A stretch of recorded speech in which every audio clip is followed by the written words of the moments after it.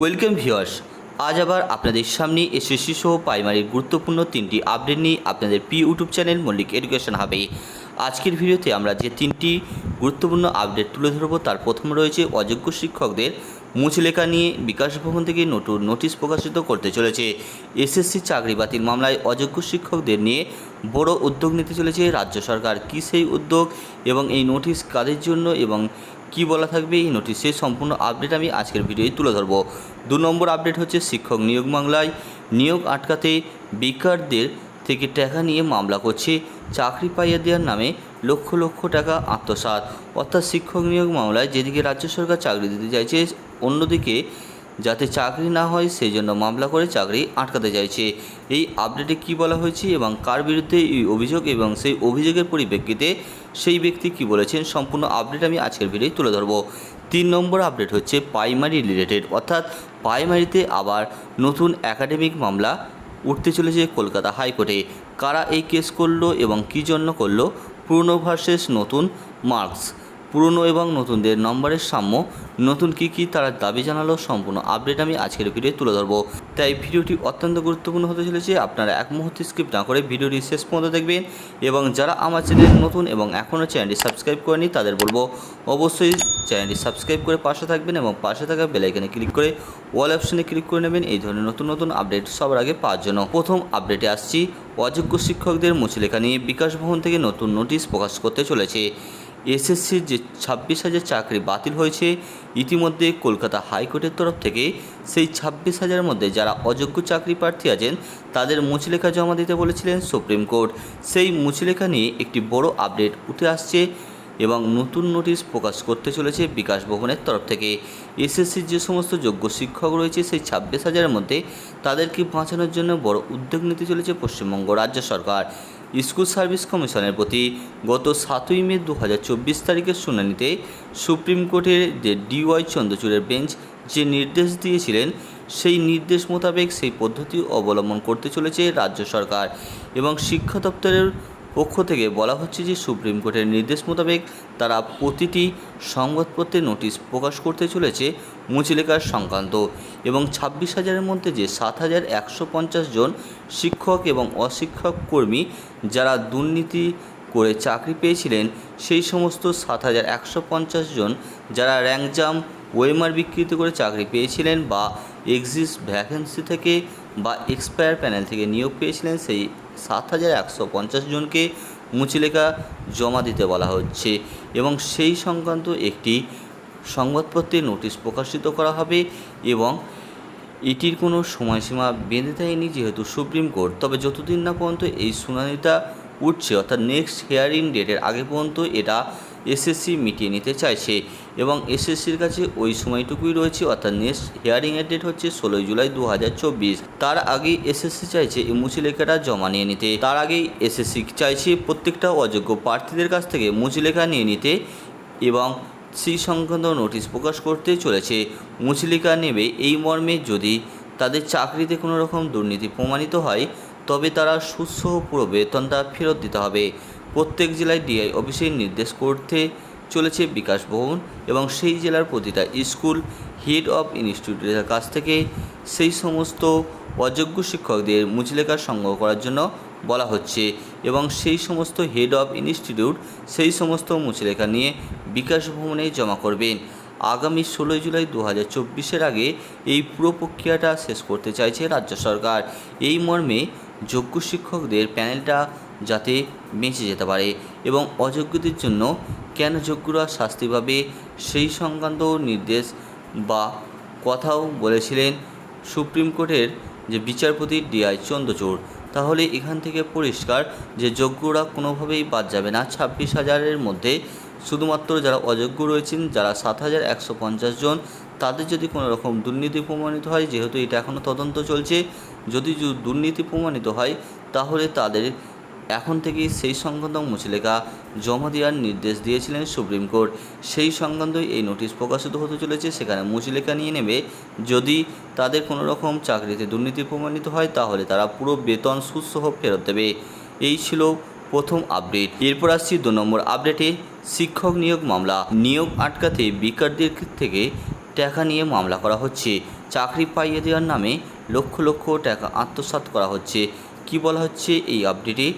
রাজ্যে শিক্ষক নিয়োগ একদিকে চরম দুরবস্থা, এর মধ্যে বিভিন্ন নিয়োগ দুর্নীতি নিয়ে বিভিন্ন মামলায় পদে পদে আটকে যেতে হচ্ছে বিভিন্ন নিয়োগকারী সংস্থা, সেটা এসএসসি হোক বা প্রাইমারি বোর্ড হোক। দুই ক্ষেত্রেই আমরা দেখেছি একাধিক নিয়োগ মামলায় তারা জর্জরিত। একদিকে বেকার ছেলেমেয়েদের আর্তনাদ, অন্যদিকে নিয়োগ দুর্নীতিতে ইস্যু করে একের পর এক ব্যক্তি বেকার ছেলেমেয়েদের কাছ থেকে বিভিন্ন প্রলোভন দেখিয়ে চাকরির লোভ দেখিয়ে লক্ষ লক্ষ টাকা কামিয়ে নেওয়ার চেষ্টা করছে। সেটা এখন একটা ভালো রকম ব্যবসায় পরিণত হয়েছে। প্রসঙ্গত বলে রাখি, নিয়োগ দুর্নীতি নিয়ে একাধিক মামলা করে রাজ্য সরকার যে চাকরি দিতে চাইছে সেটা আটকাতে চাইছে ফিরদৌস শামীম নামে এক আইনজীবী। সেই সংক্রান্ত একটি বর্তমানে রিপোর্ট পেশ হয়েছে বা প্রতিবেদন পেশ হয়েছে। আপনারা বর্তমান নিউজ পেপারটা দেখলেই জানতে পারবেন। এবং কুণাল ঘোষবাবু সাংবাদিক সম্মেলন করে একথা পুরোপুরি ঘোষণা করেন, নিয়োগ আটকাতে মামলা করে অহেতুক জটিলতা তৈরি করার অভিযোগে প্রথম থেকে সরব তৃণমূল। বৃহস্পতিবার একটি হোয়াটসঅ্যাপ গ্রুপের কথোপকথন স্ক্রিনশট তুলে ধরে বিস্ফোরক রাজ্যের শাসক দল।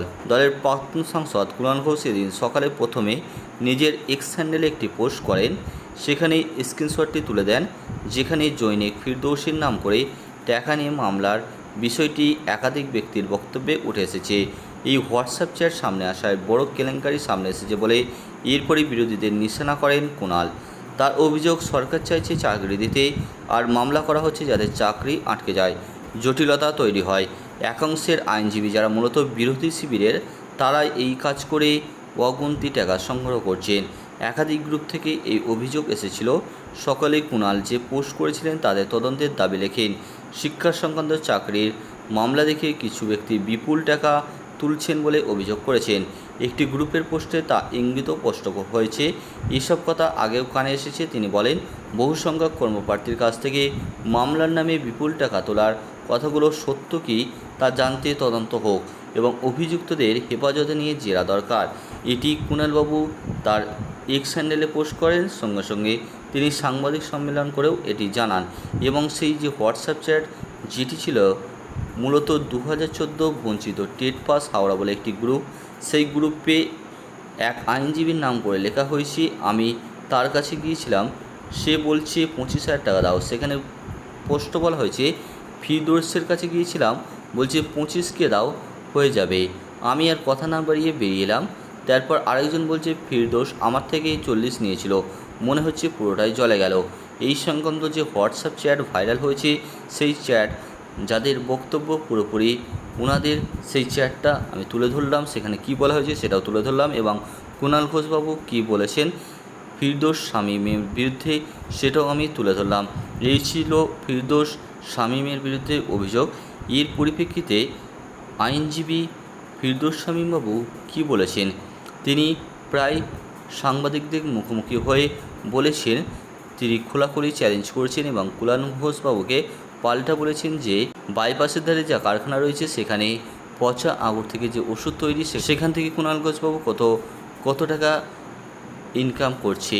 খোলাখুলি চ্যালেঞ্জ করেছে রাজ্য সরকারকে যে মমতা ব্যানার্জি তার আয় দেখাক, অভিষেক ব্যানার্জি বাবু তার আয় দেখাক এই দুর্নীতি তদন্তে। তেনারা কীভাবে সাধারণ মানুষের করের টাকা নিয়ে সুপ্রিম কোর্টে একাধিক মামলা করছে এবং লক্ষ লক্ষ টাকা নয়ছয় করছে। সেক্ষেত্রে তিনি আরও বলেন যে আমি খোলাখুলি চ্যালেঞ্জ করছি মমতা ব্যানার্জিকে, তিনি চাইলে আমার সামনে বসুক, সেটা নবান্নের 14 তলা হোক বা কালীঘাট হোক বা ধর্মতলা হোক বা আমার চেম্বারে হোক, তিনি খোলাখুলি সামনে আসুন এবং এটা নিয়ে চ্যালেঞ্জ করছি সামনে বসার। এবং আমিও এটি দেখিয়ে দেবো যে আমার এখানে অর্থাৎ আমার চেম্বারে কে কবে কখন এসেছিল, কী সংক্রান্ত মামলা এসেছিল এবং কত টাকা ফিস নিয়েছি, সমস্ত কিছু আমার রেজিস্টার করা আছে। সেই রেজিস্টার আমি খোলাখুলি দেখিয়ে দেবো।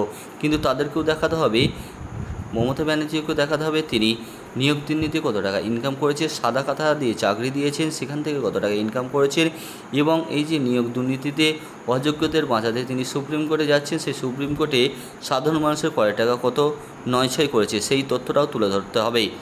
এইভাবে তিনি বলেছেন যে কুণাল ঘোষবাবু যে বলেছেন তদন্ত হোক বিচারপতিদের যারা এই ধরনের নিয়োগ দুর্নীতি আটকে দিচ্ছে এবং চাকরি দিতে দিচ্ছে না, তিনাকে বলবো অবশ্যই তদন্ত করা দরকার এবং আমি নিজেই বলছি এটা তদন্ত হোক, আমি সেখানে খোলাখুলি সমস্ত কিছু পরিষ্কার করে দেবো। এবং একজন আইনজীবী তার চেম্বারে কোনো কেস এলে সে তো অবশ্যই তার ফিসটা নেবে। একজন বলছে যে হোয়াটসঅ্যাপ চ্যাটে আমি দেখেছি যে একজন বলছে 25K বলেছে ফিরদৌস, তাহলে আমি তো একজন আইনজীবী, আমি আমার ফিসটা তো অবশ্যই নেবো। এটা ফিরদৌস শামীমের বক্তব্য। আইনজীবী ফিরদৌস শামীম আরও বলেন যে তিনি তার ফিসটা নিয়েছেন, আমি তো কোনো কয়লা চুরি বালি চুরি করছি না। এই ছিল আজকের ভিডিওর দ্বিতীয় আপডেট। এরপর আমি সরাসরি চলে আসছি আজকের ভিডিওর তৃতীয় আপডেটে, যেটি হচ্ছে পুরনো ভার্সেস নতুন মার্কস। নতুন একাডেমিক মামলায় 9 মোড়, পুরনো নতুন নাম্বারের সাম্য। নতুন কী দাবি জানালো এবং কারা এই কেস করলো। নতুন ভার্সেস পুরনো একাডেমিক মার্কসে যে বৈষম্য দূর করতে পুনরায় আবার কলকাতা হাইকোর্টে মামলা দায়ের হলো। আবার কেন পুনরায় মামলা হলো এবং কারা এই মামলা করলো সেই সংক্রান্ত আপডেট আমি আজকের ভিডিওতে তুলে ধরছি। তারা কী দাবি জানিয়েছে এই মামলায় বিস্তারিত তথ্য পেতে আপনারা ভিডিওটি শেষ পর্যন্ত দেখবেন। 2004 সালে যারা মাধ্যমিক পরীক্ষা দিয়েছিল এবং 2006 সালে যারা উচ্চ মাধ্যমিক পরীক্ষা দিয়েছিল, সেই ব্যাচের পর থেকে পরবর্তী ব্যাচগুলিতে যারা মাধ্যমিক এবং উচ্চ মাধ্যমিক দিয়েছে তাদের মধ্যে একটা নাম্বারের ডিফারেন্স হয়েছে এবং মার্কস দেওয়ার ক্ষেত্রে আস্তে আস্তে টেন্ডেন্সি বাড়তে থেকেছে। অর্থাৎ যত দিন যাচ্ছে বর্তমানে মাধ্যমিক আর উচ্চ মাধ্যমিক যারা দিচ্ছেন তারা অনেকাংশে অনেক নাম্বার তুলছে। ক্রমশ বেশি নাম্বার দেওয়ার যে প্রবণতা শুরু হয়েছে বর্তমানে সেটা আরও বেড়েছে। 2006 সালের আগে প্রশ্নের প্যাটার্ন ছিল বেশিরভাগটাই ডেসক্রিপটিভ এবং খুব অল্প কিছু প্রশ্ন 10 নম্বরের শর্ট কোশ্চেন থাকতো। তার পরবর্তীতে শর্ট কোশ্চেনের পরিমাণ বৃদ্ধি পেতে থাকে এবং বর্তমান দিনে প্রায় 60%-এর বেশি শর্ট কোশ্চেন, সেখান থেকে প্রচুর মার্কস বেরিয়ে আসছে। এটাই হচ্ছে যারা অভিযোগ করে কলকাতা হাইকোর্টে এই মামলাটি করেছে তাদের এইগুলো অভিযোগ। এছাড়া রয়েছে প্রাথমিক শিক্ষক নিয়োগে মাধ্যমিক উচ্চ মাধ্যমিক মার্কস একটা গুরুত্বপূর্ণ ভূমিকা রয়েছে। ফলত একাডেমিক নাম্বারে একটা গুরুত্বপূর্ণ ভূমিকা নেয় প্রাইমারি টিচার রিক্রুটমেন্টে। এমন তো অবস্থায় পুরনো ভার্সের নতুনদের যে একাডেমিক মার্কসের যে বৈষম্য সেইটা দূর করার জন্য একটা সাম্য ফিরিয়ে আনার জন্যই এই একাডেমিক মামলাটা নতুন করে আবার করা হয়েছে। এখানে গুরুত্বপূর্ণ ব্যাকগ্রাউন্ড রয়েছে এবং তারা সেই সমস্ত তথ্য তুলে ধরেছে। 14/6/2024 তারিখে তারা একটা রিট পিটিশনার ফাইল করা হয়েছে নতুন করে কলকাতা হাইকোর্টে এবং এই রিট পিটিশনারটা প্রেরণ করা হয়েছে government of West Bengal primary board এবং West Bengal board of secondary এডুকেশনকে। এবং কোন বেঞ্চে তারা এই মামলাটা তুলতে চেয়েছে, তারা কলকাতা হাইকোর্টের মাননীয় বিচারপতি রাজাশেখর মান্থার বেঞ্চে এই মামলাটি 19/6/2024 তারিখে তুলতে চেয়েছেন। তাদের বক্তব্য হচ্ছে 2006 সালের আগে যে এইচএস পরীক্ষা হয়েছিল সেখানে পাশ করেছিল যারা, তাদের যে নাম্বার এবং বর্তমানে যারা এইচএস পাস করছে তাদের নাম্বারের যে ডিফারেন্স, সেই ডিফারেন্সটাকে যাতে সাম্য করা যায় সেই জন্যই তারা এই কেসের পথে হাঁটতে চলেছে এবং দুটোকেই যদি সমানভাবে দেখা হয় তাহলে সেটা অন্যায় হবে। তারা আরও তথ্য তুলে ধরেন যে 1978 সালে যারা এইচএস পাস করেছিল তার পার্সেন্টেজটা ছিল 51.42%, কিন্তু 2010 সালে এইচএস বা উচ্চ মাধ্যমিক পাসের পার্সেন্টেজ হচ্ছে 80.78%, অর্থাৎ 80% উপর। পুরনো সিলেবাসে যারা পরীক্ষা দিয়েছেন তারা সবসময় শিক্ষক নিয়োগে একাডেমিকের ক্ষেত্রে সাফার হয়েছে। পুরনো দিনের কোশ্চেন প্যাটার্ন আর নতুন দিনের যে কোশ্চেন প্যাটার্ন সেটাকে তারা সামনে ভালোভাবে তুলে ধরেছে এবং সেই সংক্রান্ত তারা রিপোর্ট জমা দিয়েছে। এরপরে দেখা যায় এই রিপোর্টের পরিপ্রেক্ষিতে পরবর্তী ক্ষেত্রে যখন শুনানি উঠবে এই মামলাটি, তখন এই মামলার কী রায় আসে সেদিকে সকলের নজর থাকবে। এই ছিল আজকের ভিডিও তৃতীয় আপডেট। ভিডিওটি দেখলেন এবং বুঝলেন। ভিডিওটি দেখার পর যদি আপনাদের কোনো রকম বক্তব্য থাকে তাহলে অবশ্যই এই ভিডিওর কমেন্ট বক্সে কমেন্ট করবেন। ভিডিওটি শেষ পর্যন্ত দেখার জন্য অসংখ্য ধন্যবাদ। ভিডিওটি ভালো লাগলে অবশ্যই একটি লাইক করবেন এবং বন্ধুদের সাথে শেয়ার করে তাদেরকেও এই আপডেট দেখার সুযোগ করে দেবেন। Thanks for watching.